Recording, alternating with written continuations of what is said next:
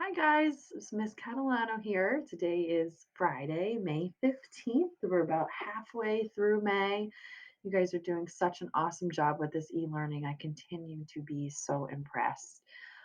Last week during Dr. Falcone's Zoom session, she did a session on mindful art. So I just wanted to do a follow up with this because I think it's important for students and for all to be able to express their feelings in different ways. So I wanted to read a book today called Niko Draws a Feeling.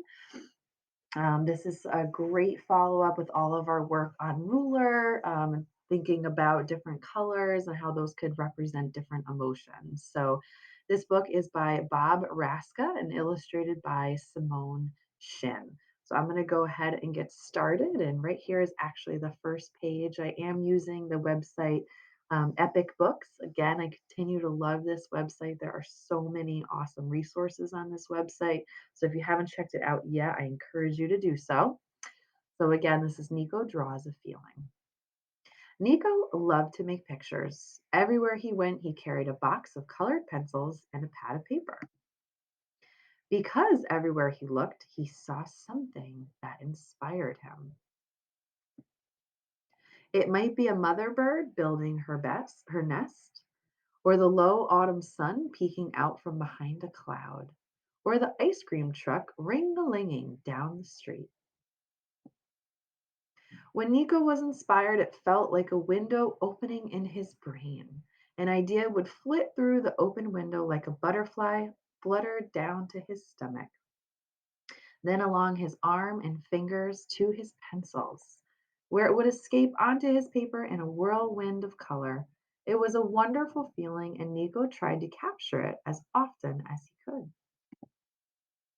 Sometimes he showed his pictures to his friends. "What is it?" one of them would ask. "It's the ring-a-ling of the ice cream truck," Nico would answer. "It doesn't look like an ice cream truck," someone else would say.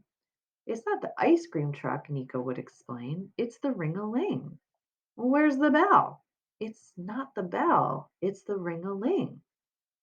I don't get it. Sometimes he showed his pictures to his parents. "What is it?" his mom would ask. "It's the warmth of the sun on my face," Nico would answer. "I don't see the sun," his dad would say. "It's not the sun, it's the warmth." "Where's your face?" "It's not my face, it's the warmth." Oh. Once he showed a picture to his teacher, Miss Reed. "What is it?" Miss Reed asked. "It's the hard work of a mother robin building her nest," Nico answered. "Where's the robin?" "It's not a robin, it's her hard work." "So this is the nest?" "It's not the nest, it's her hard work." "I see." But Miss Reed didn't see. None of them did. One night, Nico sat on his bed thinking about all the pictures taped to his walls. Then he looked at himself in the mirror. He was inspired to make another picture, only this one he taped to the back of his door where no one else could see it. The next day, Nico was heading out with his paper and colored pencils when he noticed a moving truck next door and a girl about his age. "Hi," said the girl. "I'm Iris." "I'm Nico. Hi. What are you doing with that stuff?" "This?" "Nothing." "Are you gonna draw?" "Well, yeah, I like to make pictures." "Can I see them?" "I don't know," he said. "You might not like them." "But I might," Iris answered. Nico decided it would be rude to say no, so he invited Iris over. When they got to his room, Nico waited for her questions, but she just looked and looked. Finally, after looking at every picture in the room, Iris discovered the one behind the door. "Wow," said Iris. "What?" said Nico. "You must have been sad when you made this picture." "How did you know?" Iris thought. "It looks like how I feel. You know, sad because I had to move." Suddenly, Nico felt a window opening in his brain. "Can I make a picture for you?" asked Nico. "For me?" Sure, said Iris. Like a butterfly, an idea flitted through the open window, fluttered down to his stomach, then along his arms and fingers to his colored pencils, where it escaped onto his paper in a whirlwind of color. When he finished, he handed the picture to Iris. This time, Nico asked the question, "What is it?" Iris looked at the picture for a long time without saying a word. At last, she looked up at Nico. "I'm not sure exactly, but it makes me feel like I made a new friend."